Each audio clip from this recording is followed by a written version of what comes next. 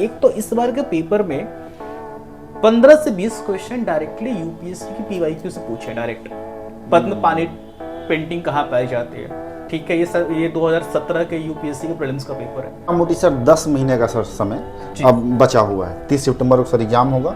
Sir prelims में 100 के around किस तरीके से मार्क्स जो 25 से 30 मार्क्स का सर जो अंतर है उसको कैसे पाटा जा सकता है? ये टॉपिक क्यों आर्टिकल इस पे आया, इस आर्टिकल में क्या बात की गई, आपके लिए एग्जाम के हिसाब से क्या महत्वपूर्ण है। आपका डायरेक्ट कंपटीशन अब यूपीएससी लर्नर्स से है, सो दे गेट पैनिक्ड, ठीक है। वो आता है डिमोटिवेशन, सर 3 अटेम्प्ट हो गया, नहीं हो पा रहा है सर, प्री में 2 नंबर सटक जा रहा है, मेंस में थोड़ा सा सटक जा रहा है सर, सब कुछ है सर, लेकिन कंसिस्टेंसी नहीं मेंटेन कर पा। नमस्कार दोस्तों, स्वागत है सबका एक और इन्फॉर्मेटिव वीडियो में, इंस्पायरिंग वीडियो में। फिर से हमारे साथ प्रगेश प्रसून सर हैं। पिछली वीडियो में सर के साथ हमने चर्चा किया था, फिर से एक बार मैं सर के साथ हूँ, सर के पास आया हूँ कि 70th बीपीएससी का डेट ऑलरेडी सर डिसाइडेड है, 30 सितंबर को होने वाला है। अब हमेशा उसी टाइम में होगा, तो उसके लिए आप लोगों के लिए क्या रणनीति होनी चाहिए सर बताएंगे, क्योंकि सर ऑलरेडी 2 बार यूपीएससी इंटरव्यू दिए हैं और सर एसएससी में सर जीएसटी इंस्पेक्टर भी रह चुके हैं। वो सारा कुछ छोड़ के सर जो है कि आप लोगों के लिए काम कर रहे हैं, बीपीएससी में कंटेंट ला रहे हैं, क्लासेस करा रहे हैं, बहुत सारी चीज़ें कर रहे हैं। तो अब जो बीपीएससी में यूपीएससी वाले एस्पिरेंट्स आ रहे हैं और जो यूपीएससी के सर क्वेश्चन हैं वो कहीं ना कहीं बीपीएससी में वो इस टाइप के क्वेश्चन सर पूछे जा रहे हैं, आप सभी से वाकिफ़ होंगे। तो अब बहुत डिफ़िकल्टी हो गई है, डिफ़िकल्टी तो हो गई है, तो उसको किस तरीके से टैकल करना है ये सर बताएंगे कि किस तरीके की रणनीति आप लोग किस तरीके से अप्रोच को डेवलप करना है ताकि आप 17वीं बीपीएससी जो है उसको आप क्रैक कर सकते। तो सर फिर से एक बार स्वागत है। Thank you sir. हालांकि आपके बारे में तो सर पहले ही बताया था, सर फिर से एक बार बता दिया। सर सीधे सर हम पॉइंट पर आते हैं कि सर 70th बीपीएससी सर जो है, सर हम इंटरव्यू शूट करने से पहले सर डिस्कशन कर रहे थे, कुछ क्वेश्चन सर बता रहे थे कि वो यूपीएससी लेवल के क्वेश्चंस आ रहे हैं, तो सर उसमें कितने क्वेश्चंस क्या रहा है? उसमें 2-3 बातें बहुत ही महत्वपूर्ण रही हैं इस बार जो 69th प्रीलिम्स का रिजल्ट आने के बाद। एक तो कट ऑफ हाई गया, कट ऑफ 91 गया, that was not expected given difficulty level of paper. But ये भी समझने वाली बात है कि इस तरह का डिफिकल्ट पेपर होने के बावजूद कट ऑफ हाई जा रहा है, मतलब क्वेश्चन सॉल्व करने वाले हैं, क्वेश्चन सॉल्व करने वाले हैं। अगर आप 68वीं से 69वीं प्रीलिम्स का पेपर कंपेयर करके देखेंगे तो 35 से 40 क्वेश्चन ऐसे हैं जो मल्टी स्टेटमेंट और मैथ्स द फॉलोइंग सेगमेंट में है। उसके बाद करंट अफेयर्स अब उतना आसान नहीं पूछ रही है जो आपके 1 लाइनर बुक्स वगैरह पढ़ के करते थे। आपको अगर डे टू डे बेसिस पे पढ़ रहे हैं तो ये करंट अफेयर्स को आप सॉल्व कर पाएंगे।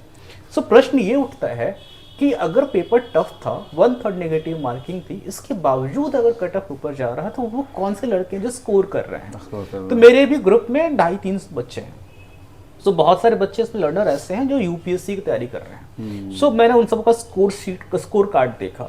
जो भी लर्नर यूपीएससी का प्रिपरेशन कर रहे हैं उनका स्कोर 104, 105, 107 इस रेंज में है। 100+ हैं सब जो यूपीएससी वाले हैं। जो प्योर बीपीएससी वाले हैं 75, 76, 78। सो ये जो आपको गैप दिख रहा है, 25 नंबर के गैप, हाँ, जो गैप दिख रहा है, ये गैप के पीछे कारण क्या क्या है। एक तो इस बार के पेपर में 15 से 20 क्वेश्चन डायरेक्टली यूपीएससी की पीवाईक्यू से पूछे डायरेक्ट। पद्म पानी पेंटिंग कहाँ पाई जाती है, ठीक है। ये 2017 के यूपीएससी के प्रीलिम्स का पेपर है। mRNA 2016 का क्वेश्चन था, ठीक है। तो ये यूपीएससी पीवाईक्यू डायरेक्टली उठा के बीपीएससी कॉपी कर दिया, ठीक है, हूबहू। एक तो ये सर ये। दूसरा, मल्टी स्टेटमेंट क्वेश्चन के लिए यूपीएससी वाले लड़के पहले से इनको पैटर्न उस पे वो यूज्ड टू है, दे नो कि मल्टी स्टेटमेंट क्वेश्चन में कैसे एलिमिनेशन टेक्निक यूज करना है, कैसे इसमें हम अप्रोच करेंगे, बिकॉज वो यूपीएससी करते आ रहे हैं। तीसरा, जो करंट अफेयर्स को मैंने बात बताई कि करंट अफेयर्स का जो क्वेश्चन है डे टू डे न्यूज़पेपर आप रीडिंग करो तब हो पाएगा, वो पहले से करते आ रहे हैं। So point here is that कि कट ऑफ ऊपर गया because of UPSC learners. UPSC वाले लर्नर्स जो इस बार अपीयर हुए, they did really very good और सबके स्कोर काफी अच्छे हैं। बीपीएससी वाले जो प्योर बीपीएससी के बच्चे जो ट्रेडिशनल तरीके से तैयारी कर रहे थे उनका परसेंटेज कम है। अब इसका इम्पैक्ट क्या आएगा? इसका इम्पैक्ट प्रीलिम्स तक ही नहीं है, इसका इम्पैक्ट अब मेंस आपको देखने को मिलेगा, क्योंकि जो बच्चे मेंस में यूपीएससी वाले उनका एसेसर पहले से कर रहे हैं, उनको कम टाइम में क्वेश्चन लिखने की आदत है, बिकॉज वो 20 क्वेश्चन लिख रहे हैं 3 घंटे में। आप अभी स्टार्ट किए जो pure BPSC learners, so they are writing just 5-5 question short आ रहे हैं, 38 मार्क्स लॉन्ग आ रहे हैं। सो अभी भी इनको स्ट्रगल चल रहा है, सर कम टाइम में क्वेश्चन कैसे। अभी मैंने मेंस का बैच कंप्लीट किया, उसने ये चीज फेस देख रहा था, बच्चे इशू को फेस कर रहे थे। सो पॉइंट अगेन यहाँ पे ये रेज हो रहा है कि उनके पास ऐसे अच्छा कमांड है, उनको कम टाइम आंसर लिखना पता है, कैसे फ्लो चार्ट डायग्राम लिखना ये पता है। और सबसे बड़ी बात, उनका कंटेंट बहुत डाइवर्सिफाइड है। उनका 4 जीएस का पेपर है, एक ऑप्शनल पेपर है, इन डेप्थ जहाँ पढ़ाई कर रहे हैं, तो उनका कंटेंट आपसे हमेशा उत्कृष्ट होगा। सो इन बातों को ध्यान रखते हुए जिस तरह से परीक्षा के पैटर्न में चेंज आया, उस पैटर्न के कारण क्या इम्पैक्ट पड़ने वाला है कंपटीशन पे, इसको ध्यान रख के आगे की रणनीति में बनानी चाहिए। जी, तो सर वो रणनीति सर अब क्या हो, क्योंकि मोटा मोटी सर 10 महीने का सर समय अब बचा हुआ है। 30 सितंबर को सर एग्जाम होगा। सर प्रीलिम्स में 100 के अराउंड किस तरीके से मार्क्स, जो 25 से 30 मार्क्स का सर जो अंतर है, उसको कैसे पाटा जा सकता है, कैसे उसको कर सकते हैं एस्पिरेंट्स? पेपर में जिस तरह से क्वेश्चंस आ रहे हैं 6 टाइम के बेसिस पे, आप तो पहले सिर्फ फाउंडेशनल लेवल की अंडरस्टैंडिंग डेवलप कीजिए। जो भी आपके एनसीईआरटी के टेक्स्ट बुक्स हैं, ठीक है, वो कीजिए। कंटिन्यूअस आप टेस्ट के थ्रू अपने आप को इवैल्यूएट करते रहें। उसके अलावा ट्रेडिशनल जो वन लाइनर घट्टा चक्र वगैरह क्वेश्चन थे, उस पर उतना ज़्यादा फोकस ना करके अब आप मल्टी स्टेटमेंट क्वेश्चन की प्रैक्टिस करें। आप उस तरह से अपनी प्रिपरेशन को अलाइन करें जहां यूपीएससी के पीवाईक्यू भी लगाएं। यूपीएससी के पीवाईक्यू बिल्कुल ही लगाएं। यूपीएससी के पीवाईक्यू को देखते रहें कि यूपीएससी के पीवाईक्यू में अगर आपने हिस्ट्री कोई टॉपिक कंप्लीट किया तो यूपीएससी के पीवाईक्यू में जाकर देखें कि इससे कैसे कैसे क्वेश्चन पूछे हैं। आप अपना पैमाना स्टैंडर्ड वो रखें, अपना स्टैंडर्ड आप बीपीएससी बिल्कुल ना रखें। तो यहाँ पे हम लोगों ने बहुत सारे फ्री इनिशिएटिव स्टार्ट किए हैं, प्रीलिम्स के लिए भी, मेंस के लिए भी, और सबसे खास इंपॉर्टेंट करंट अफेयर्स के लिए। करंट अफेयर्स के सर मैंने देखा सर आपके लैपटॉप में सर आपने बहुत ज़्यादा सर काम किया। आपने द हिंदू वाला जो सर अपने पेपर है, उसको इंग्लिश में, हिंदी में आप दे रहे हैं, तो सर उसमें क्या है, क्या यूनिकनेस है? देखिए रिसोर्स वाले सेक्शन में आप जाएंगे हमारे वेबसाइट पे, तो यू विल सी कि उस पर आपको एक चीज़ मिलेगी कि the Hindu day to day basis से पढ़ना डिफिकल्ट, स्पेशली बीपीएससी वाले बच्चों के लिए, क्योंकि द हिंदू अपने आप में बहुत जटिल है, कठिन है। जी ठीक है। अधिकतर बच्चे जो हिंदी माध्यम वाले हैं वो द हिंदू को पढ़ ही नहीं पाएंगे, पढ़ने में सक्षम नहीं है, बहुत टाइम टेकिंग है। सो इसी चीज़ों को ध्यान में रखते हुए हमने क्या किया, हम रोज द हिंदू की रोज बहुत ही स्ट्रक्चर्ड वे समरी निकालते हैं। कौन कौन सी चीज़ इंपॉर्टेंट है मेंस के लिए, कौन कौन सी चीज़ इंपॉर्टेंट है प्रीलिम्स के लिए, बहुत ही स्ट्रक्चर्ड वे में। उसके बाद भी मैंने देखा है कुछ लर्नर्स अभी भी नहीं समझ पा रहे, जो हिंदी माध्यम वाले हैं नहीं समझ पा रहे। हिंदी मीडियम में ही नहीं समझ, हिंदी में भी है, इंग्लिश में निकालते हैं, अभी भी निकालते हैं सर, हिंदी मीडियम वाले अभी भी नहीं समझ पा रहे। इसके बावजूद फिर मैंने बहुत ही 1-to-1 बात किया लोगों से, आई गॉट फीडबैक। उसके बाद मैंने क्या किया, हर टॉपिक पे मैं अब प्रसंग ऐड कर देता हूँ, कॉन्टेक्स्ट ऐड कर देता हूँ कि ये टॉपिक क्यों आर्टिकल इस पे आया, इस आर्टिकल में क्या बात की गई, आपके लिए एग्जाम के हिसाब से क्या महत्वपूर्ण है। सो अब लर्नर का फीडबैक देख रहा हूँ कि सर ये बहुत अच्छे समझ में आ रहा है, तो आपकी एक प्रॉब्लम तो मैंने सॉल्व कर दी। अब रिलेट कर दिया आपने रिलेट कर दिया कि मैंने रिलेट कर दिया कि सर आप तो हिंदू पढ़ने की बिल्कुल जरूरत नहीं, आप बिल्कुल परेशान मत हो, आप रोज आओ 10 बजे, आपको द हिंदू की खबरें मिल जाती है, आप इसको थॉरली पढ़ो। मेंस प्रीलिम्स दोनों के लिए बहुत ही स्पेसिफिक सेक्शन है, मेंस मास्टर हमारा है, प्रीलिम्स ब्लास्टर, 2 सेक्शन हमने बना रखा है। उसके बाद उसी दिन शाम में 7 बजे के आसपास, 6-7 के बीच में आपको सेम डे का करंट अफेयर्स का क्विज मिल जाता है, फ्री, सब कुछ फ्री। ठीक है, आप क्विज अटेम्प्ट करें, हर दिन आप करंट अफेयर्स को टैकल करें। सर जैसे कि हमने स्टार्टिंग में ही बताया और सर आपने भी मेंशन किया, हम सर ये वीडियो को बनाने से पहले भी ये डिस्कस कर रहे थे, कब यूपीएससी वाला एस्पिरेंट के साथ सर बीपीएससी वाला एस्पिरेंट को कंपीट करना। जी ट्रू सर, स्टूडेंट्स पैनिक हो जाएंगे, ऐसा मुझे लगता है कि पैनिक वाली समस्या नहीं ना होगी? बिल्कुल है, ये समस्या मुझे मिल रही है जब मैं बच्चों के साथ ये बात डिस्कस करता हूँ कि अब जो आपका डायरेक्ट कंपटीशन अब यूपीएससी लर्नर्स से है, सो दे गेट पैनिक्ड। ठीक है, वो आता है डिमोटिवेशन, सर ये कैसे होगा। सो देखिए सबसे बड़ी बात है कि क्या हमें यूपीएससी और लर्नर से कॉम्पीट करने के लिए क्या उनके जितना हमें भी पढ़ना चाहिए, कि हमें भी 4 जीएस का पेपर पढ़ना चाहिए, कि हमें भी एक ऑप्शन पेपर बहुत डेप्थ पढ़ना चाहिए? नहीं, हमें स्मार्ट अप्रोच की जरूरत है। हमें ये जानना है कि आपका कंपटीशन भले ही यूपीएससी और लर्नर्स है, बट वो कंपटीशन एक सीमित दायरे में ही है। ट्रेंड कर लेना खुद को उस लेवल तक। जी, आपको एथिक्स का पेपर आप दोनों को नहीं लिखना है, आपको एस्से का पेपर लिखना है। तो एस्से के पेपर में आपको वो एक्सपर्टीज डेवलप करनी है। एस्से के लिए वो क्या कंटेंट लिख सकता है बेस्ट, वो कंटेंट हमें भी बना तैयार कर लेना है। GS2 का पेपर में बहुत ज़्यादा वेरिएशन आता है पॉलिटी, इकोनॉमी और साइंस एंड टेक में, वहाँ से हमें कंटेंट को स्लो तैयार कर लेना है। देख डरने की कोई बात नहीं है, we need a smart approach. जिस हम दोनों का भले ही लेवल अलग अलग है, ठीक है, वो बहुत ज़्यादा पढ़ाई करे, बट कंपटीशन तो सेम क्वेश्चन पेपर पे हो रहा है ना। तो सर स्मार्ट अप्रोच सर, जैसे कि बहुत सारे स्टूडेंट है रिमोट एरियाज में है, गांव में है, छोटे छोटे शहर में है, उनके पास रिसोर्सेस नहीं होते हैं। स्मार्टली कैसे होना है, कैसे स्मार्ट बनाना है खुद को, उसके लिए बहुत सारी चीज़ें सर चाहिए होती है। तो सर वो आप क्या क्या चीज़ प्रोवाइड करेंगे? सर देखिए हमारा एक जैसे आपके देख रहा था चार्ट देख रहा था, डेली हाँ, बेसिस पर टिक लगाना है, उसमें देखिए मैं सर क्या बताता वो बताया हूँ, बहुत उसको। बताता हूँ उसको मैं। हमने एक फ्री इनिशिएटिव स्टार्ट किया है, सेल्फ प्रिपरेशन ग्रुप SPG करके। इसके अंतर्गत में what we do, best quality content we provide you. इसमें हम क्या करते हैं, द हिंदू का तो दो ही दे ही रहे हैं, बिहार इकोनॉमिक सर्वे की समरी, NCERT के सारी समरी, टेस्ट जितने भी हो सकते हैं, अनलिमिटेड टेस्ट, हमारे ऐप पे जाइए, अनलिमिटेड टेस्ट। इसके अलावा आप मेंस आंसर राइटिंग करके ग्रुप में क्वेश्चन डाल दीजिए, एक क्वेश्चन आपका पर डे इवैल्यूएट हो जाएगा, ठीक है। एंड इसके अलावा मोस्ट इंपॉर्टेंट चीज कि हम आपको देते हैं कॉन्सेप्ट मैप्स। अपना वेबसाइट में रिसोर्स सेक्शन में हर टॉपिक आपको माइंड मैप मिलेगा, ताकि आप रिलेट कर पाएं, कैसे रिवाइज करना है, कैसे उस चीज़ को आप एग्जाम में रेप्लिकेट कर पाएंगे।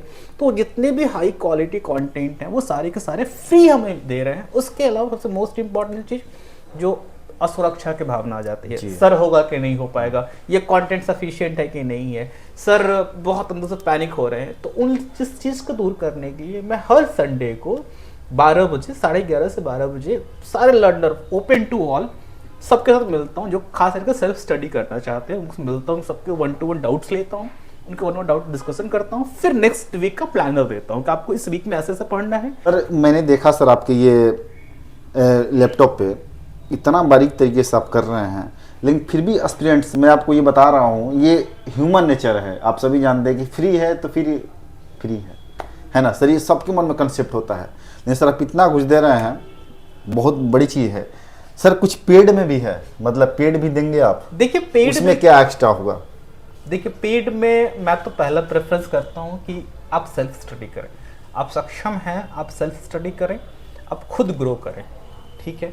लेकिन मैंने देखा बहुत सारे लर्नर्स हमारे पास ऐसे भी आए कि सर 3 अटेम्प्ट हो गया, सर रिजल्ट कन्वर्ट नहीं कर पा रहे। पिछली बात बताता हूँ, और 6वीं BPSC मेरा पहला बैच था, जब मैं पढ़ाया था, सिर्फ 4 स्टूडेंट्स हैं। मेंस में सिर्फ 1.5 महीना बचा होता, सिर्फ 4 स्टूडेंट थे मेरे पास, एंड उन लोगों का पहले क्लियर नहीं हो रहे हैं। 1 से 1.5 महीने में 4 में से 3 क्लियर हो गया, ठीक है। सो ऐसे लर्नर्स हमारे पास आते हैं, सर 3 अटेम्प्ट हो गया, नहीं हो पा रहा है, सर प्री में 2 नंबर सटक जा रहा है, मेंस में थोड़ा सा सटक जा रहा है, सर सब कुछ है सर, लेकिन कंसिस्टेंसी नहीं मेंटेन कर पा रहे हैं। उन चीज़ों को ध्यान में रखते हुए हमारा एक पेड कोर्स है। पेड कोर्स में हम क्या करते हैं कि आपको सर 100% आपको छोड़ देना सब कुछ, आप क्लास फॉलो करें, उसके बाद हर दिन का आपका एक डेली प्रोग्रेस ट्रैकर शीट होगा। सबसे जरूरी क्या है? कंसिस्टेंसी। सबसे जरूरी चीज क्या है? कंसोलिडेशन। आपने आज पढ़ाई किया, अगर आप रिवीजन को टाइमली नहीं करेंगे तो 15 दिन में वो टॉपिक जीरो हो जाएगा। तो हमारे पास क्या है? हमारे पास एक लर्निंग शीट है, फेमस शीट इसको हमने नाम दिया हुआ। उसमें हम क्या करते हैं, आपने आज टॉपिक कंप्लीट किया बुद्धिज्म क्लास में लेक्चर, ठीक है, इमीडिएटली आपको उस टॉपिक को रिवाइज करना है with class notes, summarize notes, ठीक है। जैसे आपने रिवीजन कर लिया तो रिवीजन R1 हो गया, आपको R1 जाके मार्क कर देना है शीट पे। मैंने रिवीजन फर्स्ट हाँ, मार्क कर दिया। मार्क करते मेरे पास टाइम स्टैम्प आपका आ गया। आपने इस डेट मैंने 1-to-1 सारे लर्नर का शीट है, सारे लर्नर का शीट आपको शेयर कर दूंगा। सारे लर्नर का शीट है 1-to-1 की। आपने इस टाइम पे इस डेट को इतने बजे आपका रिवीजन 1 कंप्लीट हुआ। जैसे रिवीजन 1 आपका कंप्लीट हुआ, आप ऐप पे जाकर टेस्ट दिए। टेस्ट देने के बाद आपका स्कोर मेरे को दिख रहा है, ठीक है। आपका अगर क्लास अच्छे से की, आपने नोट सही से पढ़ा, आपका स्कोर अगर अच्छा नहीं आ रहा है, इट्स मैटर ऑफ कंसर्न मेरे लिए। तो I will have not immediate call, आपके साथ बात करूंगा। कॉल करते हैं तुरंत नेक्स्ट क्लास के पहले मेरी उनसे पहले से बात हो जाती है कि आपका स्कोर क्यों नहीं इंप्रूव हो पा रहा है, शीट पे आपका स्कोर कम क्यों हुआ, टेस्ट में टाइम ज़्यादा क्यों लगा, ठीक है, सारी बातें समझाता हूँ। फिर दूसरा रिवीजन R2 जो कि 3 दिन के अंदर हो जाना चाहिए, ठीक है। उसके बाद revision R3। R1 R2 R3 complete करने के बाद फिर से एक टेस्ट होगा। और सबसे खुशी की बात यह है कि अभी मेरे पेड बैच है, स्ट्रेंथ 25 रखा है मैंने, उससे ऊपर बिल्कुल नहीं जाना, लेके जाना ही नहीं है, जाना ही नहीं है, पॉसिबल ही नहीं, इससे ज्यादा मैं स्ट्रेंथ पर ले जाऊंगा। फिर ये जो आपने जो बना रखा है ना, ये सारा इतना नहीं, हो ही नहीं ये फिर काम ही नहीं कर पाएगा। तो स्ट्रेंथ मैंने 25 रखा हुआ, अभी इसमें हमारे पास 13-14 बच्चे हैं, ठीक है, जस्ट अभी रिसेंटली स्टार्ट किया है, तो 13-14 बच्चे हैं। And I will show you everyday, सबका मैसेज आता है, सर हम लोग हर दिन ग्रो कर रहे हैं। सर आपने दिखाया था ना, हर दिन मैं ग्रो कर रहा, हर लर्नर का मैसेज आता है, sir I am really thankful, ठीक है। तो वो चीज आपका हर डे सक्सेसफुल जब होना शुरू होता है, every day you are growing, so आपका कॉन्फिडेंस स्तर अपने आप इस लेवल पहुंच जाता है, आप एग्जाम तक हो, अरे एग्जाम में सिलेक्शन तो होना ही होना है, क्योंकि मैंने सच में मेहनत की है। तो ये चीज है। दूसरा बात मेंस को लेके, मेंस में जब बच्चे अपने पास जो भी आते हैं, आंसर राइटिंग लिखने को दिक्कत होती है, ठीक है। और जितने भी अपने कोचिंग इंस्टीट्यूट वगैरह और भी हैं, बहुत अच्छे कोचिंग है, ठीक है, उनका मैंने आंसर राइटिंग का पैटर्न क्या देखा है कॉपी में, या इम्प्रूव प्रेजेंटेशन, इम्प्रूव स्ट्रक्चर, ठीक है, एक जनरल कमेंट कर देते हैं। सो इस चीज को दूर करने के लिए हमने क्या किया, हमने मेंस की एक अलग शीट बना रखी है, उसका हमारा अलग प्रोग्राम उसी पेड बच्चों के लिए। उसमें हमने आंसर को 5 से 8 पैरामीटर्स पे डिकोड कर दिया है, introduction, presentation, structure, content, time limit, सब कुछ। और हर दिन आपका आंसर लिखने के बाद हम तो 1-to-1 का फीडबैक देते ही देते हैं, कॉपी में फीडबैक देते हैं, उसके बाद आपको शीट पे ना मेरे पास हर दिन डेटा जब जाता है रहता है कि आपका आज के आंसर में इंट्रोडक्शन एवरेज था, तो आपको मैंने कमेंट किया कि इंट्रोडक्शन एवरेज है, ये इंप्रूव होना चाहिए। तो एवरी डे में आपका ट्रैक में चल रहा है कि आपका इंट्रोडक्शन एवरेज से आप गुड पे कब गए, गुड से बेस्ट पे कब गए, वो दिखाया आपको ना, कलर कोडिंग के साथ प्रॉपर। सो इतने पर्सनलाइज लेवल पे, बहुत माइक्रो है, बहुत माइक्रो लेवल पे एक दिन। तो this is what we are doing. हम आपके हर दिन को प्रोडक्टिव बनाना चाहते हैं, आपको हर दिन को सक्सेसफुल बनाना चाहते हैं, एट द एंड एक सक्सेसफुल पर्सन आप बन के निकलो। This is our goal.